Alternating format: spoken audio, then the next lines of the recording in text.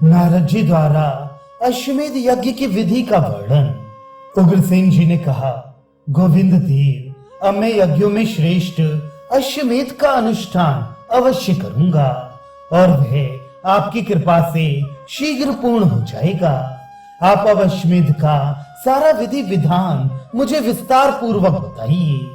राजा के ये वचन सुनकर विस्तृत यश वाले भगवान श्री कृष्ण बोले, यदुकुल तिलक महाराज, अश्वमेध यज्ञ की विधि आप देवऋषि नारद जी से पूछिए, ये सब कुछ जानते हैं, अतः आपके सामने उसका वर्णन करेंगे। राजन, श्री हरि का यह वचन सुनकर यदुराज उग्रसेन आनंद मग्न हो गए। नरेश्वर, उन्होंने सभा में बैठे हुए देवऋषि से इस प्रकार पूछा, देवऋषि, अश्वमेध यज्ञ में घोड़ा कैसा होना चाहिए? उसमें भाग लेने वाले श्रेष्ठ द्विजों की संख्या कितनी होनी चाहिए? ब्राह्मण, उसमें दक्षिणा कैसी हो? तथा मुझ यजमान को किस तरह के व्रत का पालन करना चाहिए? ये सब बताइए। उग्रसेन की यह बात सुनकर देवताओं के समान दर्शनीय देवऋषि नारद श्री कृष्ण के ऊपर प्रेम पूर्ण दृष्टि डालकर मुस्कुराते हुए से बोले। श्री नारद जी ने कहा, महाराज, विज्ञ पुरुषों का कथन है कि इस यज्ञ में चंद्रमा के समान श्वेत वर्ण वाले अश्व का उपयोग होना चाहिए। उसका मुख लाल हो, पूंछ पीले रंग की हो तथा वह देखने में मनोहर, सर्वांग सुंदर एवं दिव्य हो। उसके कान श्याम वर्ण के तथा नेत्र सुंदर होने चाहिए। नरेश्वर, चैत्र मास की पूर्णिमा तिथि को वह अश्व स्वच्छंद विचरने के लिए छोड़ा जाना चाहिए। बड़े बड़े वीर योद्धा एक वर्ष तक साथ रहकर उस उत्तम अश्व की रक्षा करें।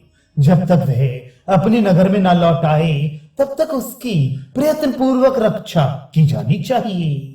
यजमान उतने काल तक धैर्य से रहें और प्रयत्न पूर्वक अपने उद्देश्य की सिद्धि के लिए प्रयत्न करे।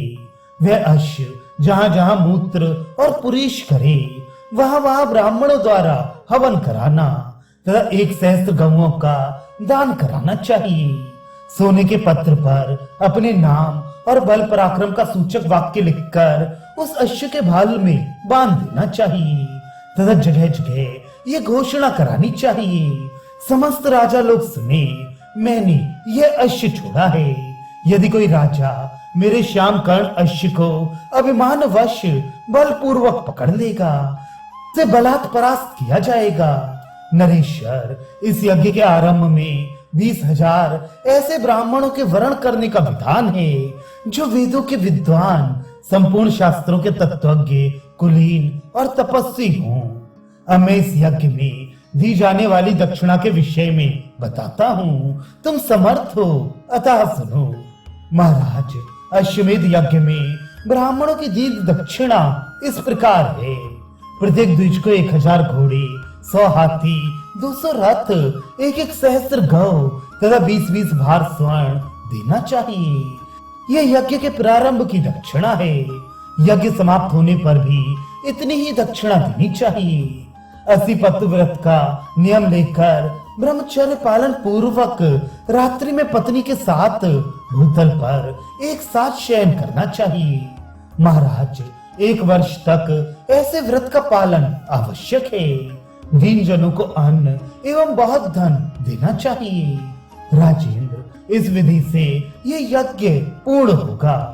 80 पत्र व्रत से युक्त होने पर यह यज्ञ बहुसंख्यक पुत्र रूपी फल प्रदान करने वाला है। भीष्म के बिना दूसरा कौन ऐसा मनुष्य है जो कामदेव को जीत सके? इसलिए भीरु हृदय के लोग इस कठिन एवं अद्भुत व्रत का पालन नहीं करते हैं। नृप श्रेष्ठ, यदि आप में कामदेव को जीतने की शक्ति हो तो आप गर्गाचार्य को बुलाकर यज्ञ का आरंभ कर दीजिए।